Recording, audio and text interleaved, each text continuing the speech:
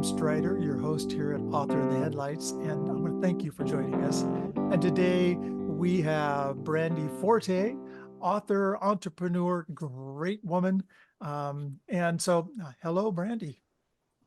Hey, how are you? Thank you Uh, so much. You bet. Now, I personally did not know Brandi, and that's one of those things I like reaching out to new people. She was introduced to me by an editor, a part of our Durham and Publishing author resource page contacts, by the way. And she said, you've got to connect with this woman. She is a great person, great writing skills. So again, good morning, Brandi. Thank you. Good morning to the West Coast. Good afternoon to the East Coast. That's true. It's another one of those East Coast, West Coast things. Hello, anyway. How's that?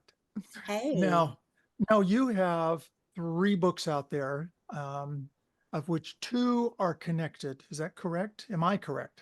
you are correct. You did your research. Yes. Yes, I try.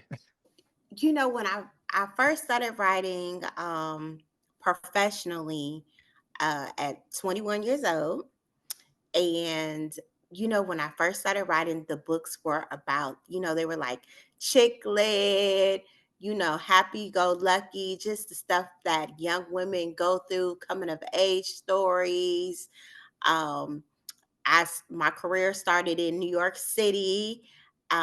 Like many writers, they go to the big city of dreams, pursuing their careers, and I was a reporter.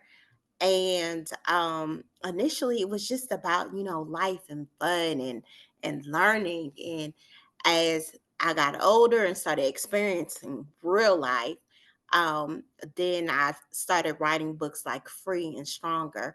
Free is a liberating story that touches on love, relationships, betrayal, and essentially finding how to free yourself mentally. It really delves into mental illness, coping with anxiety, loss, separation, and learning how to find your way when you experience trauma.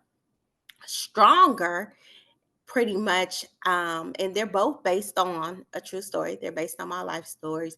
Stronger shows a more mature Dream Angelo, which is my character, who is a budding entrepreneur and is, really coming up business wise in the mean streets of Washington, D.C. And so you see her going from this great businesswoman to being a mother, but then there's this other side, this dark side, this double life, um, where you see me as a writer becoming very vulnerable to things that will be completely embarrassing and heart wrenching. That's putting yourself out there. Yes, absolutely. And novelized me, but also it was a healing story. Initially, I like when that. I wrote Stronger, it was therapeutic. I was going to therapy and I was tired of my therapist asking me the same questions. So I asked her if I could use my sessions to write because that was the only time that I had to write. And I said, if I write, will you listen? Because that's the best way that I can express what I'm going through, what I'm seeing. And she allowed me to use those therapeutic sessions as a platform. And that's how I developed Stronger. And I wrote it during the pandemic. Yes, and we've had several authors that told about how they got started or used that time to write because they were stuck, kind of locked away. So let's do this thing right. And they did. They wrote during that. So I'm glad to see that at least it had some benefit also and therapeutic benefit. I can follow that. Absolutely. Yes. Because writing does. We know we write about what we feel, about what we know. And Mm-hmm. sometimes that can be painful and Yes. healing also. Yes, it definitely, I like what you said. We write what we see, we write what we experience, and we write what we know. And I would say definitely that is the way that I'm guided with writing and doing the work that I do.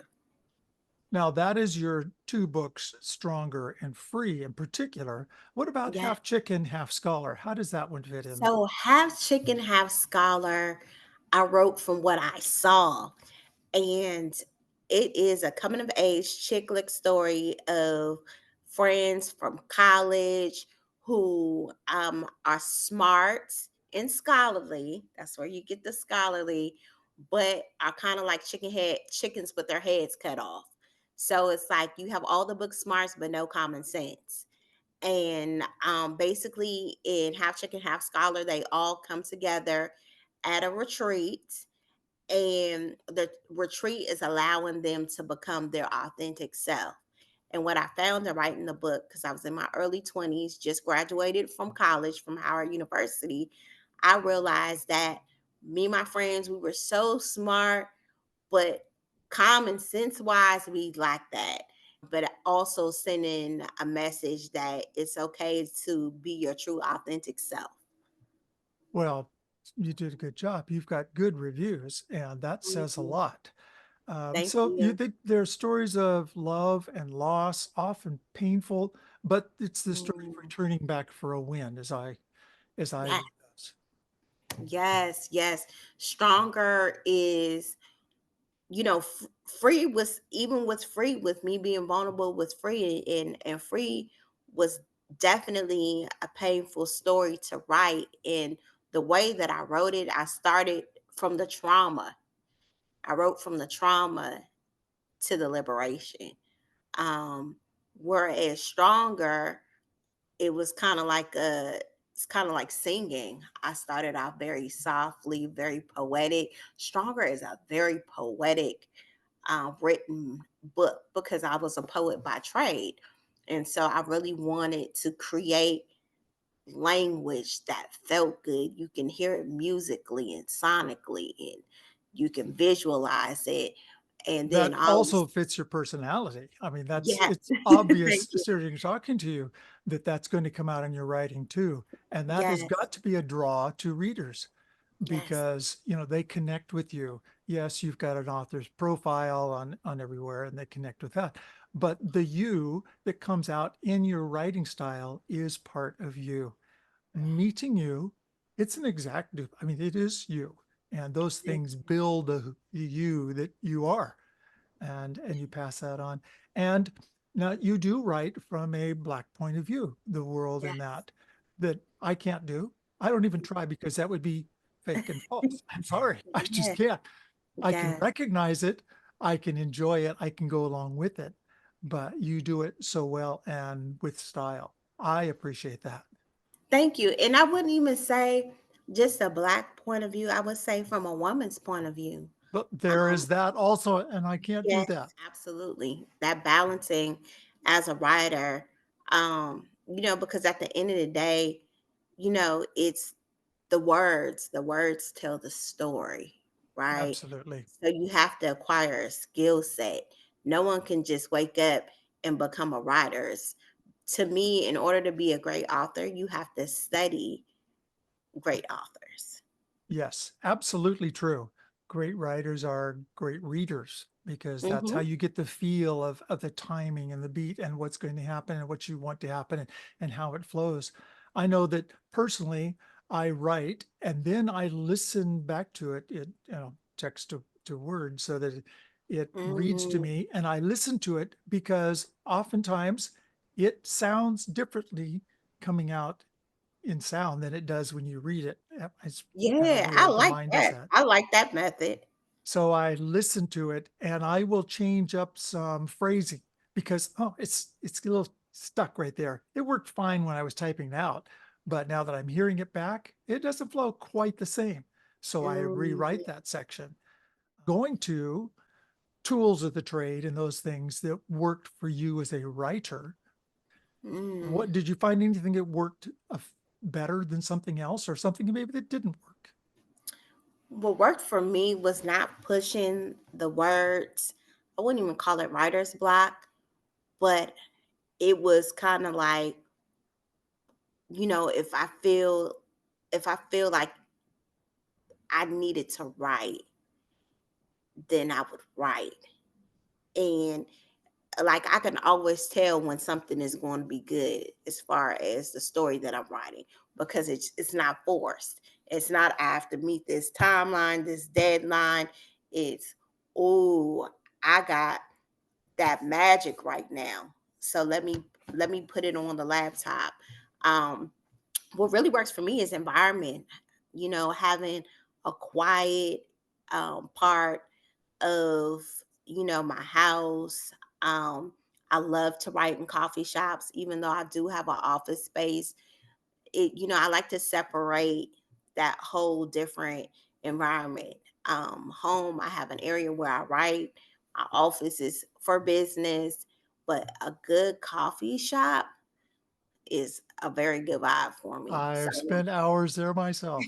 yes, and I don't And drink coffee. I drink tea, but it's well, it yeah, whatever, it works. It's getting there to yes, do that. Well, it is an art, and like other artists, and at one time I did a lot of artwork, you do it when you feel it, because once it gets in there, you start that flow again, that energy starts carrying the story. It's yes, hard to do a paragraph at a time, but yes, it becomes much easier when you're in there and it just goes because the story creates itself.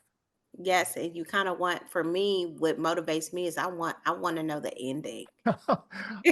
Okay, so you don't have your book all laid out ahead of time? Some people So do. I have it's interesting because I had a whole storyboard for Stronger, and I scrapped the whole thing, and I have a storyboard now for Stronger too, but so much has changed. So Um, much changes when you write because the yeah, story writes itself once you get going. It's very yes, interesting. For people that so don't write, they don't understand that. You gotta have a story. Well, no, because I go down, this is where thinking I'm going, and then it'll go.